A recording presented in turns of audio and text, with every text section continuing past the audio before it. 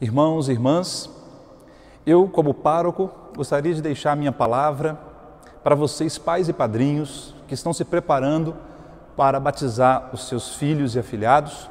O batismo representa a morte com Cristo e a ressurreição com Cristo. Se nós morremos com Cristo pelo batismo, nós também passamos já agora a viver uma vida de ressuscitados por meio da graça que recebemos no sacramento do batismo. O batismo produz algo na alma da pessoa que é batizada e não é meramente um símbolo. O rito de iniciação que nós chamamos de batismo produz a graça de Deus, infunde a graça de Deus, que produz vários efeitos. Primeiro, perdoa do pecado original.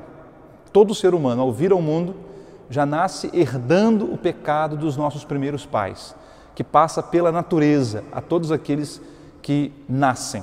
Permanecem as consequências do pecado original, que a pessoa vai voltar a pecar, mas o pecado original, que poderia nos mandar para o inferno, poderia nos fazer perder a salvação, ele é apagado aqui no batismo. Nós somos consagrados morada de Deus no nosso batismo.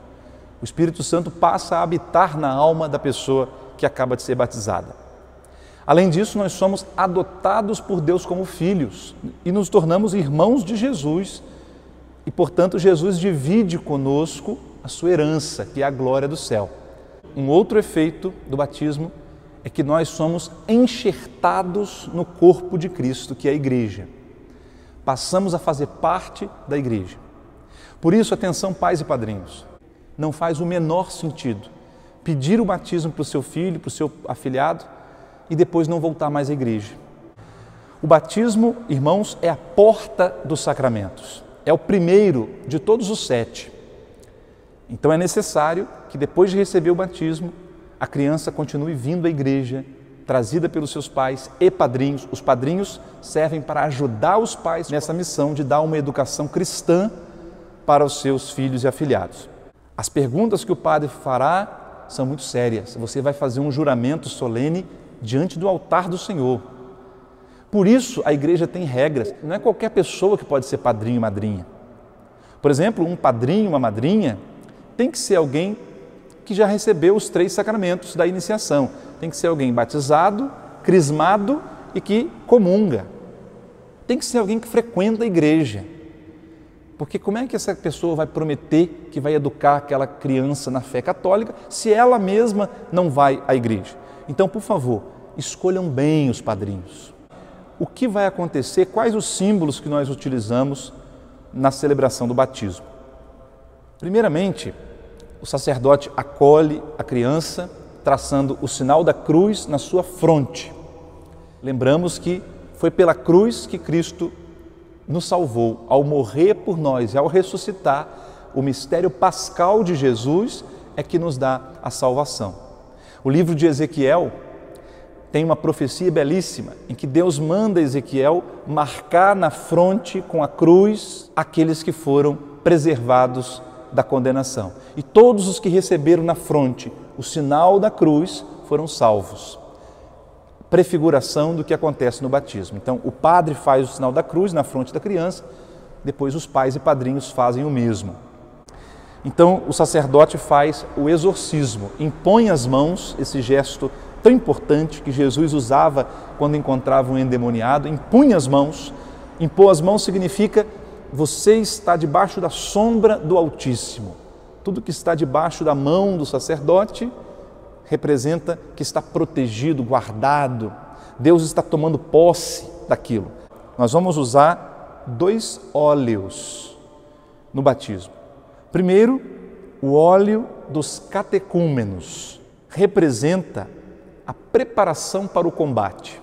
Na antiguidade, tanto os soldados, quando iam para um combate, quanto os atletas, quando iam para uma competição, eles passavam um óleo no corpo para dar maior flexibilidade para o empreendimento que eles iam fazer. O óleo dos catecúmenos simboliza essa preparação para o combate, essa preparação para a luta. Significa que, ungindo a criança no peito, vamos pedir a Deus que dê a força de Cristo, porque agora que essa criança vai ser batizada, ela vai receber um grande amigo, que é Deus, mas vai receber também um grande inimigo, que é o inimigo de Deus, o demônio. Já que a criança ainda não tem consciência do que é o batismo, ela não pode ainda decidir, ela não pode ainda professar a fé, então os pais e padrinhos fazem isso em nome dela. Isso é o que acontece quando os pais matriculam a criança na escola. A criança também não tem consciência, mas os pais sabem da importância. Os pais são os representantes legais daquela criança até que ela chegue à idade adulta e possa decidir por si mesma. Os pais e padrinhos reafirmam que creem em Deus e renunciam também ao demônio. O sacerdote invoca a bênção de Deus sobre a água que vai estar aqui na pia batismal. É uma oração que vai relembrando desde a criação do mundo, a Arca de Noé, quando Deus inundou o mundo pecador com o dilúvio, mas preservou uma família de justos. Assim também no batismo, Deus faz afogar o ser pecador, dominado pelo pecado, e preserva o que é justo, o que é santo, pelo poder da sua graça.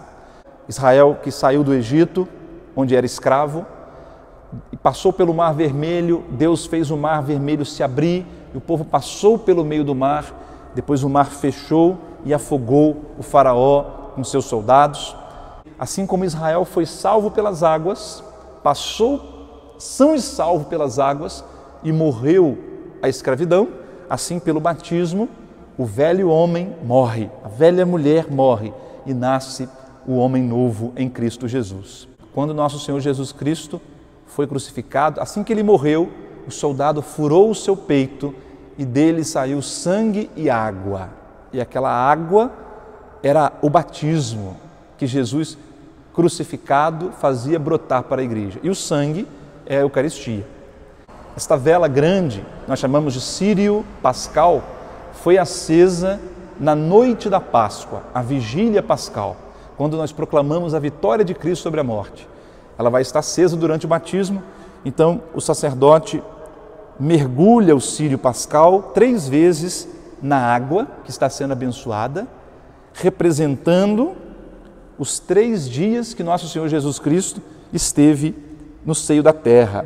Então a criança é trazida no colo do padrinho ou da madrinha, os pais vêm junto e o sacerdote então faz a infusão da água. 3 vezes a água é colocada na cabeça da criança, simbolizando um banho. Se ele é um banho por imersão, por mergulho no rio, na piscina, ou se é banho como nós fazemos no chuveiro, por exemplo, a água derramada sobre a cabeça, tanto faz. O que importa é que esteja configurado o símbolo do banho. A criança é enxugada e aí vem os símbolos complementares. Primeiramente, o outro óleo, o crisma. O crisma é um óleo perfumado que é consagrado pelo bispo na Quinta-feira Santa, na catedral. Com este óleo, a igreja, por exemplo, unge as mãos na ordenação sacerdotal daquele que está sendo ordenado, unge a cabeça do homem que está sendo ordenado bispo. Este óleo é aquele que o bispo usa para marcar a fronte dos crismandos. Este óleo é derramado sobre o altar, no rito da dedicação de um novo altar, consagração de um altar a Deus. Este óleo lembra, representa, simboliza a consagração. No Antigo Testamento, os reis de Israel eram ungidos com óleo. Samuel derramou óleo na cabeça de Davi e ele recebeu o Espírito Santo, foi constituído rei. E Moisés consagrou seu irmão Arão para o sumo sacerdócio, derramando óleo sobre ele. O óleo, irmãos, representa a unção com o Espírito Santo. Então, a criança, tendo sido inserida em Cristo, ela recebe a dignidade de Cristo. Se Jesus é sacerdote, profeta e rei, todos aqueles que se tornam irmãos de Jesus, discípulos de Jesus pelo batismo, também se tornam sacerdotes, profetas e reis. Ou seja, aquela criança ungida com crisma, ela se torna membro do povo sacerdotal. Pelo batismo existe uma participação no sacerdócio de Cristo. Quer dizer que aquela criança, a partir de agora, poderá participar das celebrações eucarísticas, ela poderá responder amém, ela poderá cantar nas missas, ela poderá dialogar com o sacerdote durante a liturgia. O padre faz a parte dele, que é a presidência, e o povo também exerce um sacerdócio ao participar ativamente da liturgia. E não só aqui na igreja, mas pelo sacerdócio batismal, o batizado deve oferecer a Deus um sacrifício vivo, que é a sua própria vida, como diz o apóstolo Paulo na carta aos Romanos, no capítulo 12. Além de ser sacerdote, é também profeta, que tem a missão de anunciar a palavra de Deus. E rei, a dignidade de rei, herdeiro do trono. Todos os batizados são príncipes, são princesas, porque vão reinar com Cristo um dia. Essa dignidade de Cristo é partilhada com todo aquele que participa do batismo, que recebe este grande sacramento. Vem então o rito da luz. Um dos nomes que o sacramento do batismo tinha na antiguidade era a iluminação. Aquela luz que brilhou na noite da ressurreição passa a habitar a pessoa batizada. Então, nesse momento, os padrinhos vêm trazendo uma vela e acendem a vela na chama do círio pascal e levam a vela e seguram a vela junto com a criança que acabou de ser batizada. E o sacerdote diz: vós sois a luz do mundo, disse Jesus. Para que assim como a luz ilumina aqueles que estão na escuridão, agora esse novo cristão, essa nova cristã batizada, deve ser luz de Deus no meio das trevas. Em seguida, a criança recebe a veste batismal. São Paulo também usa esse símbolo para falar do batismo. Vós vos revestistes de Cristo.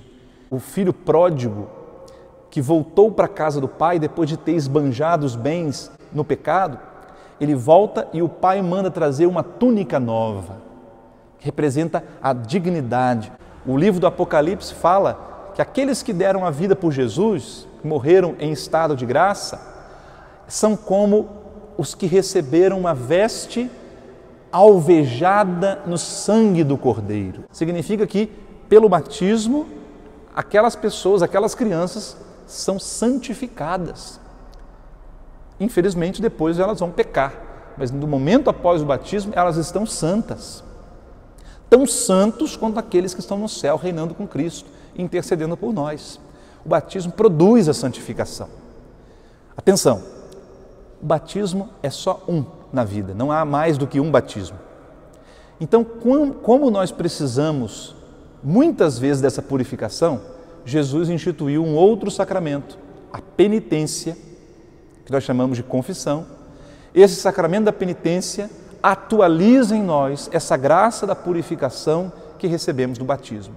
Todas as vezes que cometermos um pecado mortal, nós devemos ir ao confessionário, depois de fazer um bom exame de consciência, e falar com o ministro de Cristo, que é o sacerdote, confessar, abrir o nosso coração, admitir o nosso erro, o nosso pecado, e nós recebemos gratuitamente a mesma graça que recebemos no batismo, a graça do perdão, da remissão dos pecados. A Igreja recomenda vivamente nos seus documentos que os pais e padrinhos, na preparação para o batismo dos seus filhos e afilhados, procurem um sacerdote e celebrem o sacramento da penitência, para que estejam em estado de graça no momento em que receberem essa criança, que vai estar também em estado de graça. E aí nós temos alguns outros ritos que são suplementares, são opcionais. O rito do sal, porque Jesus disse: vós sois o sal da terra. A mãe pega uma pitadinha de sal, que o sacerdote leva para ela, e coloca na boca do seu filho, da sua filha. O sal, naquela época de Jesus, era mais do que simplesmente algo para dar sabor ao alimento. Era também algo que preservava contra a podridão. Assim como o sal, um pouquinho diluído na comida, ressalta o sabor do alimento, assim o cristão, diluído no mundo, misturado nas coisas da terra, deve deixar a marca, o gosto do reino dos céus naquilo que faz. E ao mesmo tempo, a presença dos cristãos no mundo preserva o mundo da podridão, da corrupção, do pecado. Por fim, o outro rito também opcional é o chamado éfeta. Jesus encontrou um surdo mudo, Jesus então tocou o ouvido e a língua e disse em aramaico a sua língua, éfeta, que significa abre-te. Então os ouvidos do homem se abriram e a boca dele se curou e ele começou a ouvir e falar sem dificuldade. Então esse gesto simbólico representa que pelo batismo a criança é curada da surdez. Ela vai poder a partir de agora ouvir a palavra de Deus e ela vai poder anunciar essa palavra de Deus. O que ela ouvir, ela anuncie. É assim, irmãos, com esses símbolos todos que nós vamos celebrar esse momento tão importante, tão especial na vida dessas crianças. A data do batismo deve ser guardada com carinho e comemorada todos os anos. Mais importante do que termos nascido para esse mundo é nascer para a vida definitiva, a vida eterna. Isso acontece no batismo. Que Deus ilumine você, seu filho, filha, seu afilhado, afilhada, e que esse batismo seja um dia inesquecível para todos nós.